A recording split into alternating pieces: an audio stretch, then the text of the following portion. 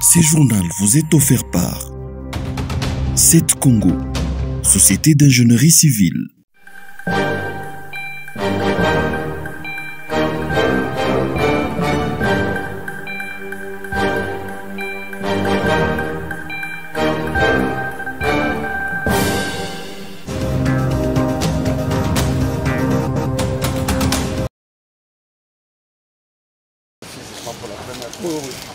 Les obsèques des victimes du bombardement du camp des déplacés de Mongonga aura lieu ce samedi 11 mai. Une délégation du gouvernement central séjourne à Goma depuis ce jeudi pour superviser cette cérémonie.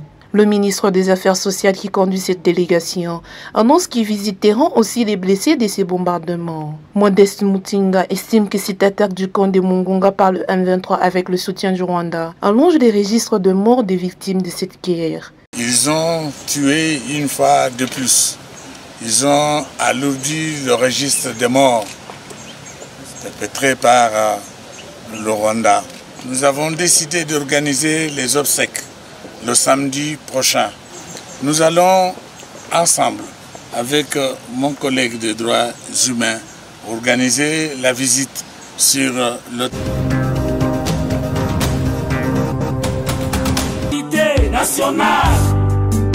La société civile du Congo s'insurge contre la méthode utilisée dans l'octroi des cartes d'identité aux Congolais. Pour la SOCICO, il serait plus judicieux de commencer par les recensements généraux de la population avant toute opération d'octroi de cette carte. C'est ce qu'indique un communiqué de cette structure publié ce 7 mai à Kinshasa. Ponce Nyembo, président de cette structure citoyenne, explique qu'ils ne sont pas contre la délivrance de ces documents indispensables pour le citoyen. Ce qui est en cause selon la SOCICO, c'est la procédure utilisée. Selon elle, ce qui est fait actuellement pourrait permettre à des non-congolais et à des ennemis de la nation de se procurer de cette carte. La nouvelle société civile exhorte les autorités compétentes à changer rapidement des méthodes de travail. Identité nationale.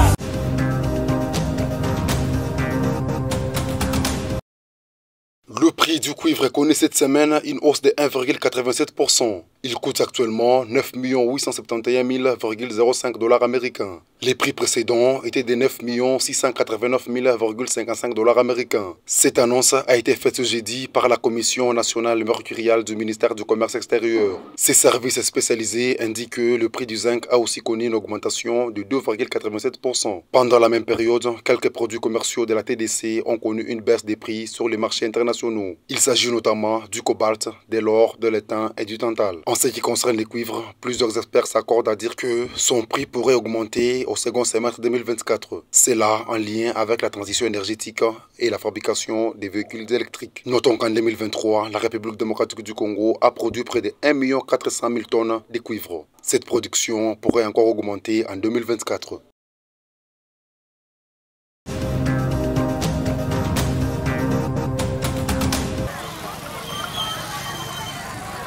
Difficile d'échapper à la boue aux abords des marchés à Kinshasa. Cela fait l'affaire de quelques jeunes. Ils proposent des sachets en plastique pour couvrir leurs chaussures. C'est là moyennement 500 francs congolais. Ce qui arrange ceux qui n'ont pas le moyen de s'acheter des bottes en plastique. Juste pour ceux qui sont au marché, Michael Mangaboulin de Vendeur explique. Bon, ma candidature à travers boots. Magasin 25 000. Donc, mususu tanga yo zandu mbongo kutameme kokata 25 000 wana te. Siko total ki na salon biso nden toko sunga bandeko pote bazwaka moya kokota na zandu. Que to sali système na biso ya babuti oyo. Ba chasser oyo to latiso mi balé 500 ozumoya kokota ok ko sa wenza. Bienvenue Mambala vend lui aussi ses sachets en plastique. Il trouve que cette solution est adaptée aux gagne petits. On a un service à notre ça les a pour na ko aider batu presque mine population. Imaginez Prince Auto Zali Boulevard Oyo et Boukani trop. Salité les cani vi que ba timula ma boule pour ça la terrasse mais bazo fonctionner nous salon malembe. Ceux qui mboule beti est débordé et panzani. Ce que batu bazana makoki ya kosomba ba buti pe bazana to buti moko comme côté na momo na valeur il y a 25 000 35 000. Malgré elle, Madame Aminata Sidvi a payé ses sachets en plastique. Toutefois, elle ne les trouve pas du tout efficaces. likanisi yango ezaka pona kozanga so kozanga te to kola taka baboti kaka difficulté ya mboka yango nde tozosomba ba chasser wana soki ezalaki moyen ezali mais tozola tande baboti po chasser wana pe ezosunga biso penda bien te ya mosusu bamai mpe ezokota kaka na kati ya chasse wana mpo bisika mosusu bapotopoto mpenza bamai ezozinda mpenza ekoti mpe na bachasse wana kaka bainfection ezokota kaka. La société civile recommande au gouvernement d'assainir le milieu et d'entretenir les routes, ce qui mettra la population à l'abri des têtes délabrement.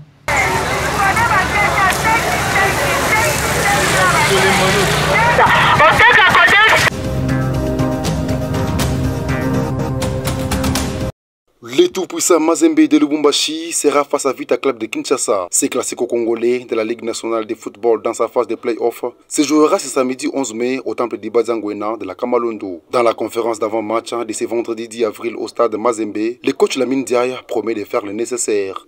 J'espère que ça va se jouer dans un bon état d'esprit. C'est surtout ça, que le football sorte vainqueur en tout cas de cette confrontation. Et nous, en tout cas, on sera là pour jouer au foot et pour essayer de renouer avec le succès. Mazembe a fait 2 matchs nuls d'affilée avec le Saint-Éloi Lupopo, ensuite avec le Lubumbashi Sport. Mazembe conserve toujours sa première place avec quelques matchs de retard. Il est suivi de Maniema Union qui a 20 points. Vita Club est 3e et Lupopo occupe la 4e place.